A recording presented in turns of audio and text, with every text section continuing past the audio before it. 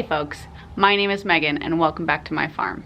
Today we're going to be talking about my favorite homestead herb to grow, which is yarrow. I'm going to be talking about its benefits and uses, and then I've got some yarrow to harvest in the garden, and we're going to take it inside and I'm going to show you how I preserve it. So let's go.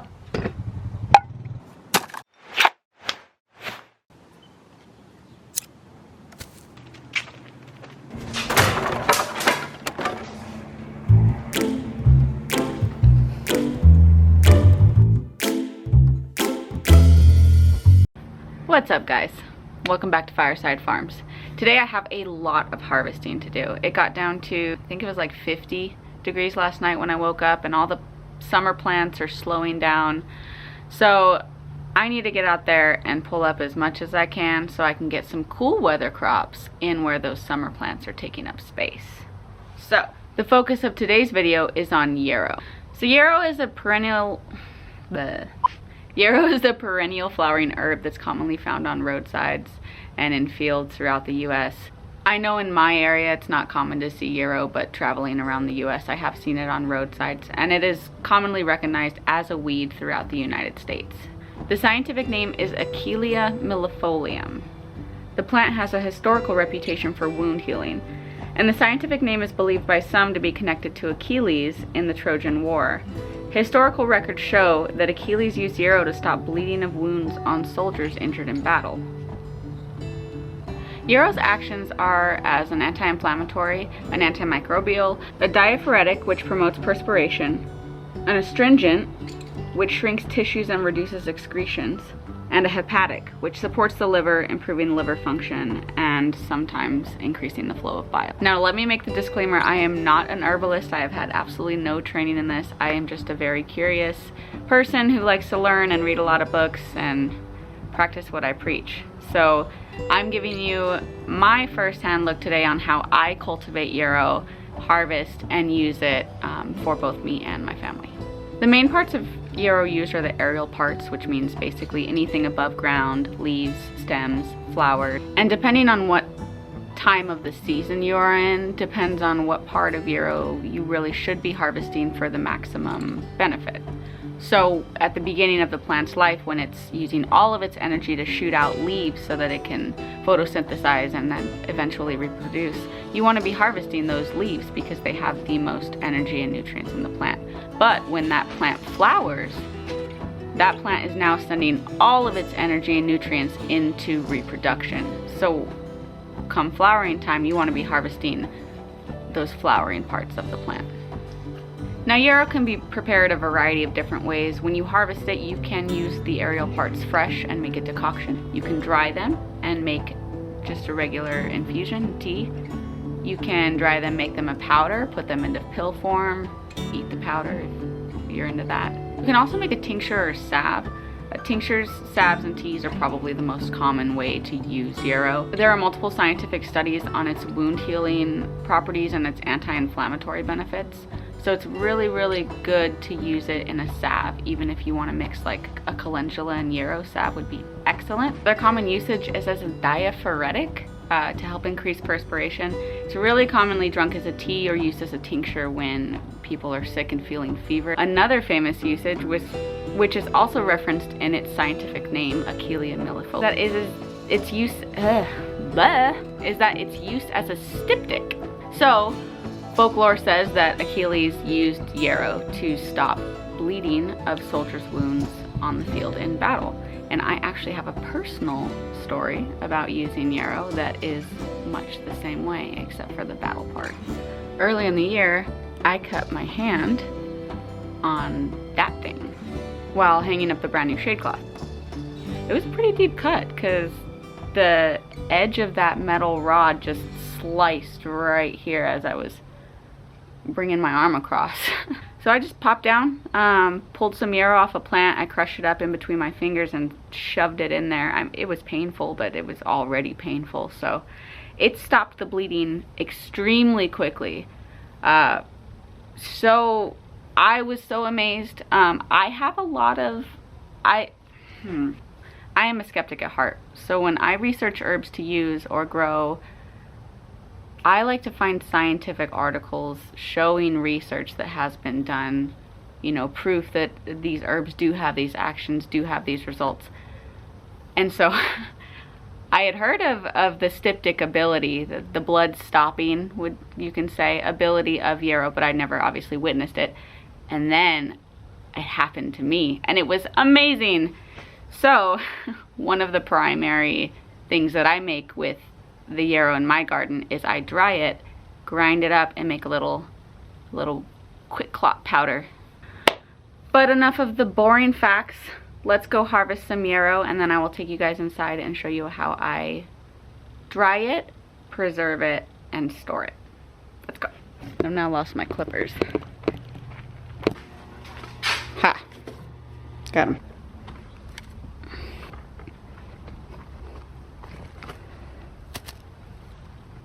If you've seen my garden tour video, then you know I have different plants everywhere. But I'm gonna harvest from all of the plants that are about this size today. I did plant a few new babies at about July, so I won't harvest from those guys because they're still little, but these guys are overflowing with foliage. There's 2 flower heads right here. I'm not gonna cut them off. They're the only ones this little guy has. This is not my only Yarrow plant. I have 1, 2, 3 that I can harvest from that are large enough to harvest from. I have multiple plants for 2 reasons. 1, I cannot start seeds without starting all of the seeds. And 2, I want to be able to harvest regularly from my plants and have enough to sustain me until the next season. I don't want to only have 1 plant and either not get enough Yarrow or over harvest and damage the plant. So, ooh. The sun came out while we were talking.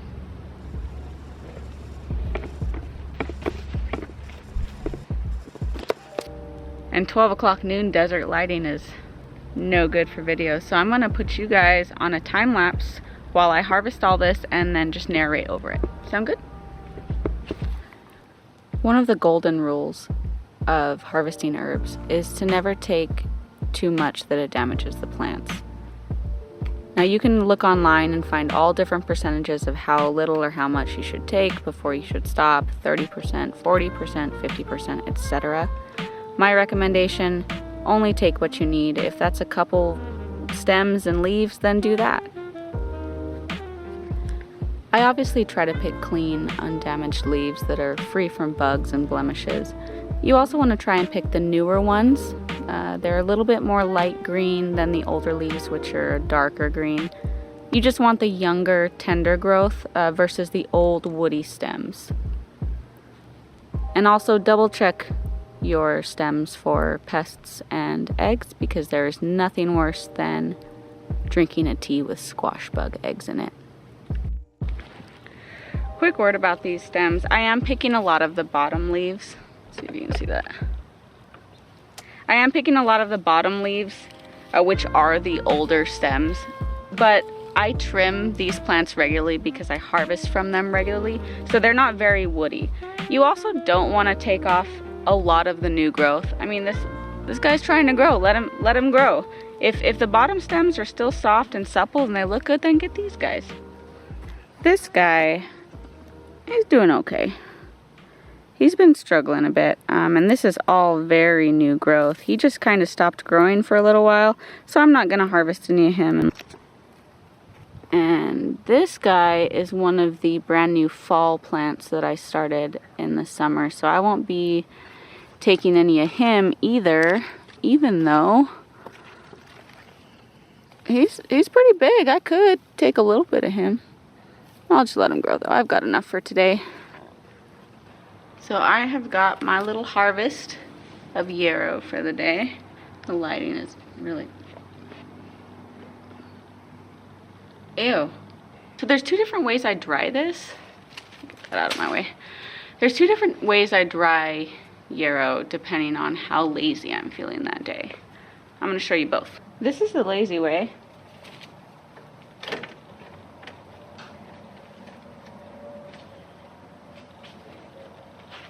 And this is what I make when I need fall decor for my home, but I don't want to spend any money. This is super easy. This is just hemp tied around a couple sprigs of yarrow. I don't need to show you how to do this. So you hang this or leave it out to dry for 2 or 3 weeks, and then all of a sudden one day it's magically dry. Boom. So obviously to dry it, you want it out of the sun, so in a shaded location, not overly hot, not overly cold, and plenty of airflow. So where I keep, if I just throw it on that screen, I leave it in the garage, and most of the time the garage is open during the day, so it's completely shaded and it has airflow in and out.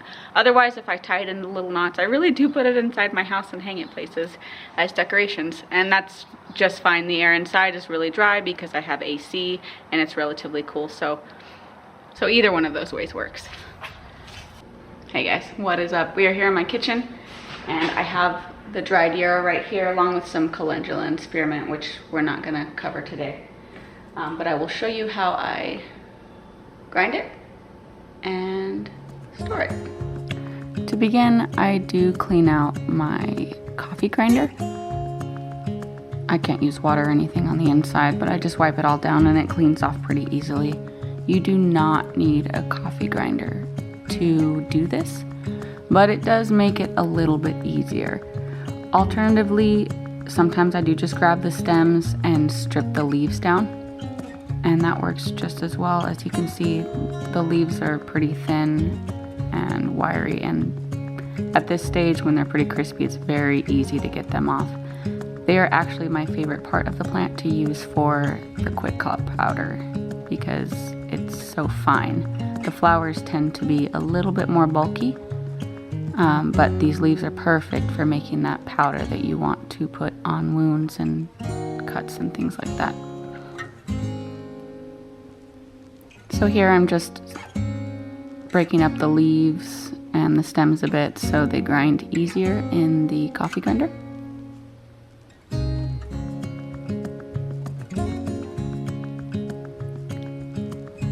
I don't find that it's too hard to clean the coffee grinder. I've never had experience with any other kind of coffee grinder. This one's super easy to clean.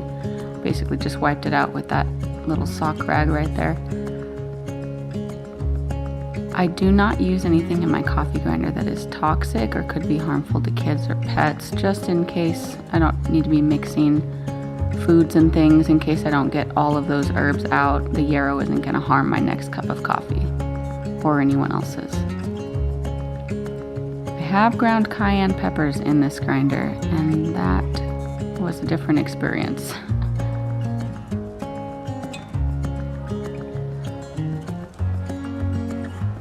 At the end, see that very fine powder? You will have to sift out some stems that are left over, but it's not really that big of an issue.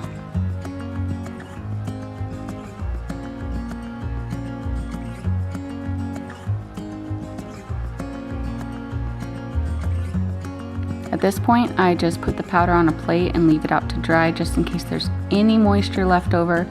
I want that herb completely dry before I package it in a jar or anything to be stored for a long period of time. Picking out some sticks here. And this will sit out for about a day or two, whenever it just feels like dust. And then I'll stick it in a jar and we'll be done. Alright folks, well that's the process. I'm going to let this dry out for a little bit, and then I will add it to my quick clot powder that I have here I keep in the kitchen because I have terrible luck with knives and I'm always cutting myself while I cook. So in our long-term food closet, I do keep a bunch of whole herbs dried in there. So this is both, you can see that, this is both flower and leaves. And I'll just keep that all winter until the next season when I can grow yarrow again in the garden and remake powder if I need it, or tinctures or salve, etc., etc. But just having that bulk on hand is really helpful. Now, I didn't cover tincture making or salve making today. If that's something that you guys would like to see, let me know down in the comments or on Instagram. If I do a tincture video, I might do just a generalized tincture video because I do make several different kinds. And that would be a lot of separate videos, which I could do. Let me know. But I hope you guys enjoyed it today. Thank you.